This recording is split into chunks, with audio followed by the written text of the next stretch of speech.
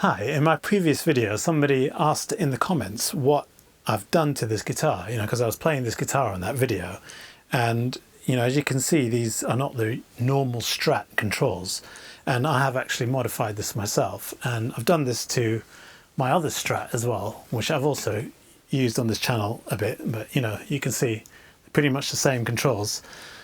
And so that's my kind of standard mod, which makes this guitar playable. Because it isn't in its standard form, at least to me.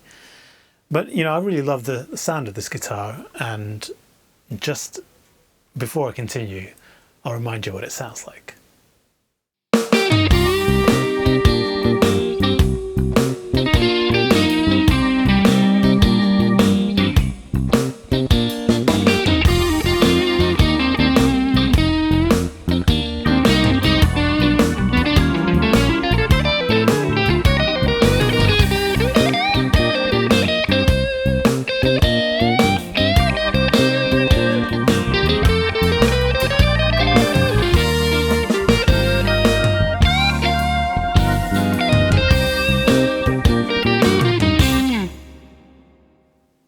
Okay, so what have I done and why have I done it? Well, the why part is easy because in a normal Strat, you have a volume control right here, which is kind of exactly where I have my hand or my fingers when I'm playing.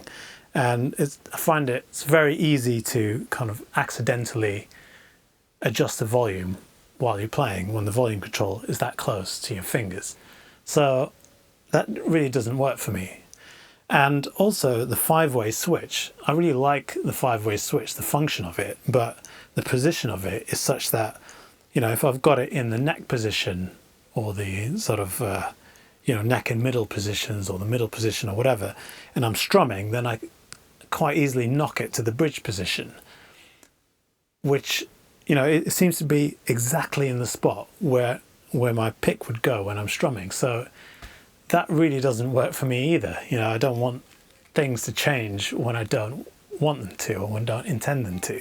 So for that reason, I had to modify the guitar. And you might think, well, why don't you just get a different guitar? Like I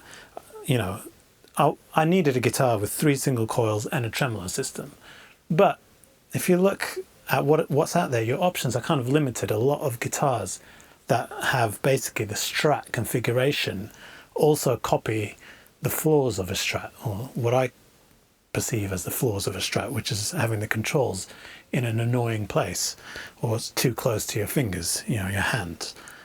So what I did was I bought a blank pick guard, and you can get these online, various places. I mean, it's blank except for the fact that it's got the pickup routes in it, but it doesn't have any control routes. So I did that, and then I figured out there wasn't really a place where I could put a 5-way switch. As much as I like the 5-way switch, wherever I could think of where to put it, it would kind of be in my way. So, and also it's not as easy to drill or to cut out a route for a 5-way switch as it is to just drill three holes and just put some controls and toggle switches in, like I have done here. So what I've got here is I've got a 3-way selector switch here, and a 2-way selector here, and then I've got a stacked control over here, which is volume and tone. And the tone only affects the bridge pickup because I don't really need a tone control for the other pickups. I only really need it to roll off some of that ice pickiness on the bridge. But I always like have the tone full on the neck and the middle anyway, so I didn't need a tone control for that. So I've just got the tone control for the bridge, and I've got a master volume control stacked. And then I've got a 3-way selector, which switches between neck, middle and bridge, as you would expect. And then this one here, basically it toggles the middle pickup to pair with either the neck or the bridge. So in this position, the middle pickup is paired with the neck pickup, and in that position, the middle pickup is paired with the bridge pickup. And also I've got a super heavy toggle switch, which you wouldn't normally see in a guitar. It's kind of more like a power switch you'd have on an amplifier. And that's so that it makes it really hard if I do accidentally strum and hit that switch, which to be honest it's in a position where it's kind of unlikely that I would. But even if I do, it's not going to move, you know, because it requires quite a considerable amount of force to toggle that switch. So that solves all my problems, and now I can play this guitar happily, and you know, nothing changes while I'm playing when I don't intend for things to change, which is kind of good, you know. That's what you want from a guitar. And you know, it's a really easy, cheap mod to do, and I've done that for that guitar, and I've done exactly the same thing for this, so I just know, you know, because I'm familiar with these controls, and there are no surprises when I have to. This is kind of my backup guitar, so when I break a string on that one, I can pick this one up and it basically functions exactly the same. Yeah, so I still get exactly the same. I don't get any additional pickup configurations this way, so you know, I could have maybe wired it in a way that I get also a neck and a bridge position together, or maybe all three together or something like that, but I just get the standard pickup configurations with the way I've wired it, because that's kind of all I need, you know.